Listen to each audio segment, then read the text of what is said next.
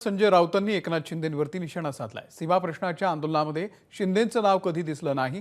त्यांना अटकेची भीती असल्यानं ते सीमा भागामध्ये गेले नसल्याचं राऊतांनी म्हटलंय। जे आंदोलन ते म्हणतात त्या आंदोलनात 40 लोकांची यादी आहे जेलमध्ये गेलेल्यांची।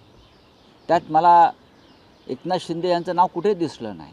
माननीय उद्धव ठाकरे साहेबांच्या मंत्रिमंडळात असताना त्यांच्याकडे सीमा प्रश्नाचा आणि सीमा भागाचा विशेष कार्यभार होता, तेव्हाही गेले नाहीत। जो हमारे लोगों के ऊपर हमला करना, हमारे स्कूलों को बंद करना, मराठी स्कूलों को बंद करना, हाँ मराठी जो लिटरेचर की वहाँ संस्थाएं हैं, मराठी साहित्य संस्था वो बंद करना, ये क्यों चल रहा है फिर?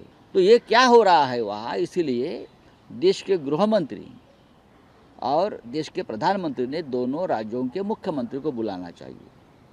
देवेंद्र फडणवीस साहब जो मुख्यमंत्री हैं, कर्नाटक के मुख्यमंत्री से सीधी बात करनी चाहिए। ते जर घाबरले असते तर 2.5 वर्षापूर्वी गुवाहाटीला गेले असते का? ते घाबरले असते तर सुरतला गेले असते का? ते घाबरले असते तर माझ्यासारख्याला उद्योगमंत्री त्यांनी केलं असतं का? मराठी भाषेचा मंत्री मला केलं असतं का? सगळ्यात महत्त्वाची बाब की एखादी रिक्षा चालवणारी व्यक्ती महाराष्ट्र राज्याची मुख्यमंत्री होते। हाच कोणाला आक्षेप असू शकतो, पोटसूळ असू शकतो। मी स्वतः बनू शकलो नाही असा कदाचित पोटसूळ असू शकतो, पण एकनाथ शिंदे साहेबांचं नेतृत्व हे महाराष्ट्राला सर्वमान्य आहे। देश पातळीवर त्यांची दखल घेतली जाते।